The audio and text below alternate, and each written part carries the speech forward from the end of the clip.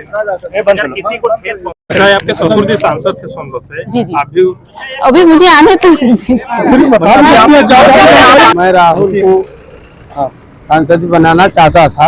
इस तरह के प्रत्याशी का बहिष्कार करें और गिरगिट ही रंग बदलते थे, हमने सुन रखा था। नामांकन के अंतिम दिन एनडीए से लोकसभा की प्रत्याशी अपनादल से रिंकी कौल ने अपना नामांकन पत्र दाखिल किया।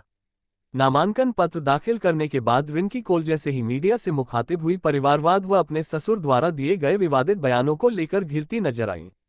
हालांकि रिंकी कौल मीडिया के सवालों से बचती नजर आई, लेकिन अपने ससुर द्वारा दिए गए विवादित बयान पर उन्होंने भी माना कि इस तरह की बयानबाजी गलत है। अच्छा, आपके ससुर जो सांसद हैं उनका एक ऑडियो और वीडियो दोनों वायरल हो रहा है, जिसमें वो कह रहे हैं कागड़ों की वोट की जरूरत नहीं है। नहीं डैमेज कंट्रोल करें, ये सब चीजें गलत है, इसके लिए जैसे उसमें गाली वाला वायरल हो रहा है।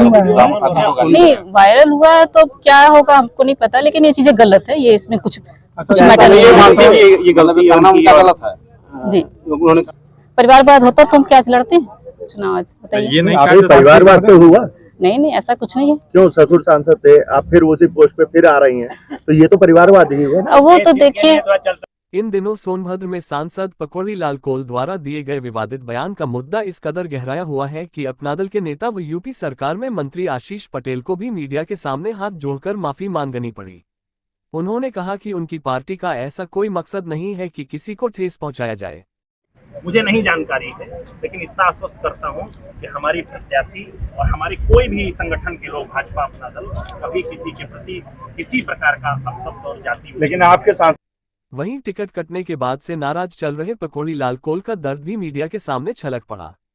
सांसद पकौड़ी लाल कौल ने कहा कि वह अपने बेटे को सांसद बनना चाहते थे। टिकट कटने के बाद से सांसद पकौड़ी लाल कौल काफी बेबस नजर आए।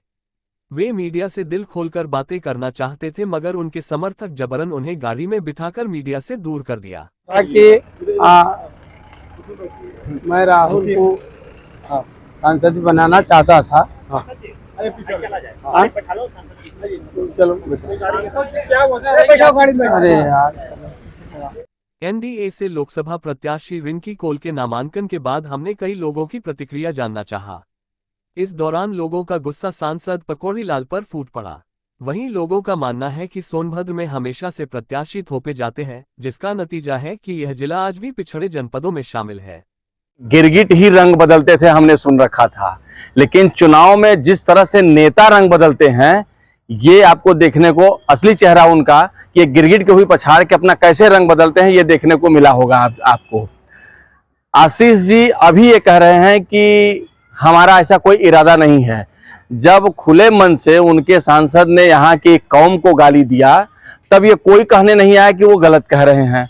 आज चूंकि वो जानते हैं कि उनकी पत्नी स्वयं प्रत्याशी हैं और जहां से वो प्रत्याशी हैं वहां पे निर्णायक है ब्राह्मण मतदाता, सो आज वो कह रहे हैं, माफी मांगते फिर रहे हैं। वो उस दिन क्यों नहीं माफी मांगने आए थे? तो इस गिरगिट की तरह रंग बदलते नेताओं की बातों को क्या कहेंगे आप?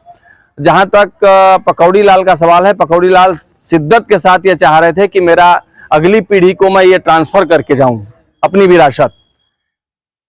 वो नहीं कर पाए किन्हीं वजहों से, अब चाहे वजहें जो भी रहो राजनीतिक, तो उनका दर्द जरूर झलका और इसका खामियाजा निश्चित तौर पे, क्योंकि उनका जो दर्द है वो झलक गया, तो निश्चित तौर पे वो शिद्दत के साथ वो चुनाव या रिंकी का समर्थन या वो नहीं कर पाएंगे जो उनको करना चाहिए, क्योंकि वो चाहते थे अपने एक दूसरे बेटे को अपनी राजनीतिक विरासत सौंपने की।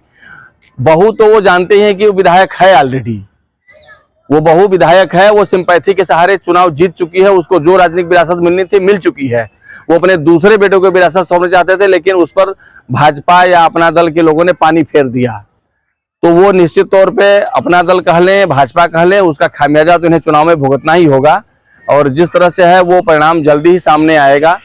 जैसे कि रिंकी कौल घरेलू महिला थी, उनके पति की अचानक मृत्यु होने के बाद उन्हें राजनीतिक विरासत मिल गई और सिंपैथिक सहारे वो जीत गई। अभी तक राजनीति में वो कुछ है ही नहीं, जहां से जीती हैं अभी वहीं के समस्याओं से रूबरू नहीं हो पाई हैं, तो वो सोनभद्र की समस्याओं से रूबरू। ये तो सोनभद्र का दुर्भाग्य है कि यहाँ के मुद्दे को उठाने वाला कोई नेता यहाँ पैदा ही नहीं हुआ। यहाँ अब तक हर पार्टी सोनभद्र के लोगों को एक नेता लाके थोप देती है कि तुम जिता के भेज दो। पहले चरण में ये नेता आपकी चरणों में होते हैं और दूसरे चरण में आप 5 साल उनकी चरणों में रहते हैं, वो जानते हैं। तो सिर्फ ये 15 दिन का चुनाव है और ये अपना गिरगिट की तरह आपको रंग बदलते हुए दिखाई देंगे, आपको भरमाएंगे। अगर आप भरम गए तो आपके मुद्दे खत्म। मिर्जापुर में कोल निर्णायक मतदाता हैं, उन्हें मिर्जापुर जीतना है, उन्हें अपनी पत्नी को जिताना है, इसलिए सोनभद्र पर एक ला करके थोप दिए, बस और कुछ नहीं है इसके सिवा।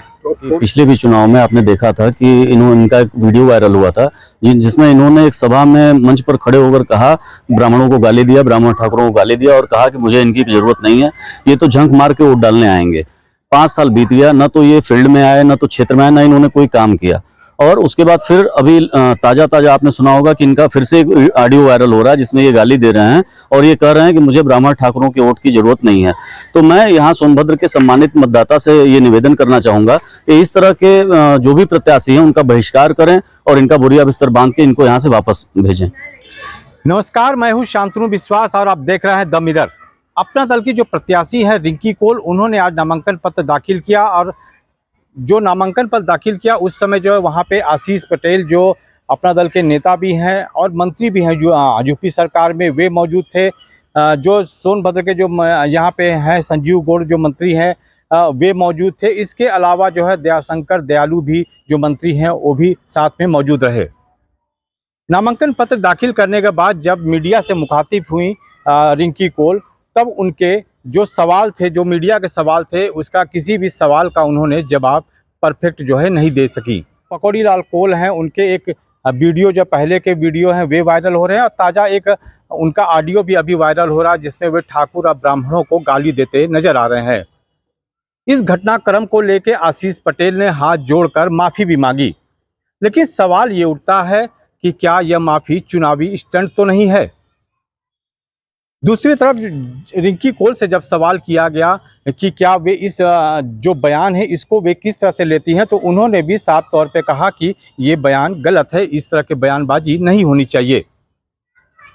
हालांकि रिंकी कोल जो मिर्जापुर की विधायक भी हैं और अभी सोनभद्र में प्रत्याशी के तौर पे हैं अपना दल के तरफ से संसदीय के लिए, उनको किसी भी तरह के सोनभद्र के बारे में अभी पूरी तरह से जानकारी भी नहीं है। जब उनसे तमाम सवाल किए गए तो उन्होंने कहा कि वे जीत के आएंगी तो सारी समस्याओं से अवगत होंगी और सारी समस्याओं का वे निवारण भी करेंगी। इसी घटनाक्रम के बीच में जब द मिरर ने जो सांसद हैं पकौड़ी लाल कोल, उनसे जब सवाल किया गया तो उनका दर्द भी छलक पड़ा। पकौड़ी लाल कोल का ये कहना था साफ तौर पर उनका जो दर्द है वे द मिरर के कैमरे पे कैद हो गया। उनका साफ तौर पे कहना था कि वे अपने बेटे को सांसद बनाना चाहते थे। हालांकि उनका ये सपना पूरा नहीं हो पाया। इधर सबसे बड़ी बात यह है कि जो सांसद पकौड़ी लाल कोल है उसको उनके बयानों को लेके यहाँ के सोनभद्र के जो मतदाता हैं, ब्राह्मण मतदाता हैं, वे काफ़ी खासा नाराज़ दिख रहे हैं। उनका कहना है कि बार बार की इस तरह की पुनरावृत्ति से वे काफ़ी नाराज़ हैं और इस बार वे आर पार की लड़ाई लड़ने को तैयार हैं। अब ये देखने वाली बात होगी कि जब 1 जून को जब मतदान करने जाएंगे तो लोग किस तरह के जो मुद्दे को याद रखते हैं और जब मतदान के बाद जब रिज़ल्ट आएगा तो वे रिज़ल्ट किसके पक्ष में होगा। अब यह तो आने वाला वक्त ही तय करेगा।